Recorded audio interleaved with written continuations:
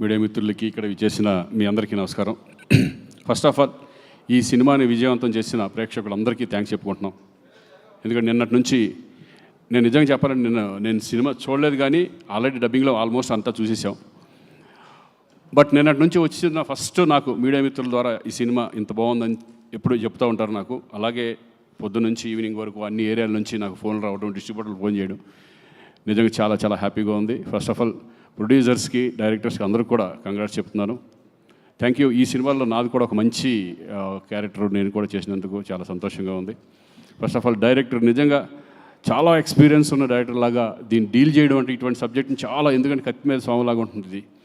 ఒక పక్కన ఎమోషన్ పండించాలి, ఒక పక్కన కమర్షియల్గా తీసుకెళ్ళాలి. ఇది చాలా డేరింగ్ స్టెప్ ఒక రకంగా. అటువంటిది ప్రదీప్ ఈ సినిమాని డీల్ చేసిన విధానం చాలా అద్భుతంగా ఉంది.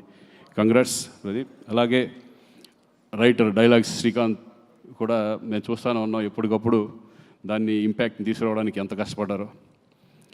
అలాగే బబ్లు నేను కలిపి చాలా సినిమాలు, ఆల్మోస్ట్ ఒక 20-30 సినిమాలు చేసేసి ఉంటామేమో కలిసి. అప్పటి నుంచి మేము ఫ్రెండ్స్ లాగా ఉండేవాళ్ళం. చాలా కూడా మంచి పర్ఫార్మరు, ఇంకా చెప్పేది ఏమీ లేదు సార్. ఇక అన్నిటికంటే మేము ఎప్పుడు ఎన్ని సినిమాలు, ఎన్ని సాంగ్స్ చిరంజీవి గారితో కానీ, బాలకృష్ణ గారితో కానీ మేము చదువుకున్న రోజుల్లో ఎన్ని మూమెంట్స్, సాంగ్స్ కానీ మేము చూసి ఆ సినిమాలు చూసి మేము అంత ఎంజాయ్ చేసేవాళ్ళం.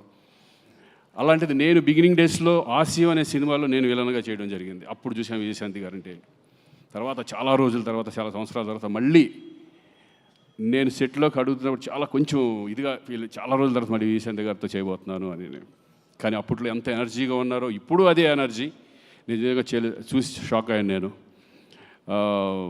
అందరితో సరదాగా మాట్లాడడం, ఆ రెస్పెక్ట్ కానీ ఇది కానీ, ఆవిడికి అందరూ ఇచ్చే రెస్పెక్ట్ కానీ, నిజంగా ఆ సినిమాలో చేస్తున్నంతసేపు ఒక వైబ్, మంచి పాజిటివ్ వైబ్ ఉండేది మా అందరికీ. నిజంగా మిమ్మల్ని చూసి చాలామంది ఇప్పుడున్న జనరేషను, మా జనరేషన్ అందరూ నేర్చుకోవాలి ఆ డెడికేషన్. నిజంగా 18 రోజులు 19 రోజులు నైట్లు అంత చేస్తాను. నేను అడిగాను డైరెక్టర్, విజయశాంతి గారు వస్తున్నారా ఈరోజు, చేస్తున్నారు. నిన్న పాపం 3 వరకు 2 వరకు చేశారు.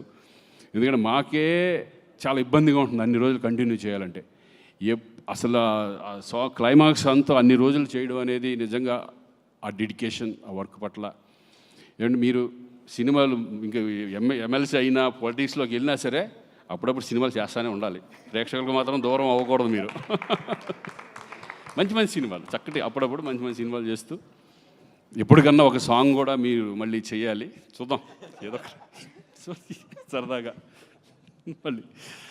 సో థ్యాంక్ యూ అండి. మీతో కలిసి నేను కూడా దీంట్లో షేర్ చేసుకున్నందుకు, స్క్రీన్ షేర్ చేసుకున్నందుకు చాలా సంతోషంగా ఉంది. ఎస్పెషల్లీ ఇంకా కళ్యాణ్, ఇంకా ఆయన గురించి ఏం చెప్తాను, నాకు అంతకుముందు తెలుసు, కానీ ఫస్ట్ టైం నేను ఆయనతో కలిసి యాక్ట్ చేయడం. చాలాసార్లు కలిసే మధ్యలో. బట్ ఈయన గురించి ఒకటి చెప్పాలి, చాలా down to earth person. Seniors అంటే ఎంత రెస్పెక్ట్.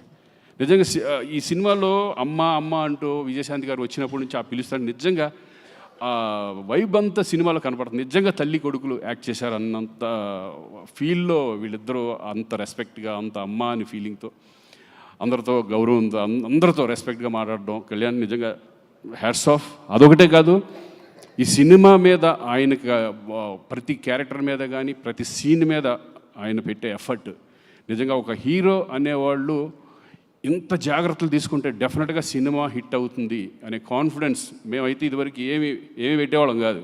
డైరెక్టర్ నమ్మేసి డైరెక్టర్ ఏం చెప్తే అది చేసేవాళ్ళం, ఏం అడిగేవాళ్ళం కాదు.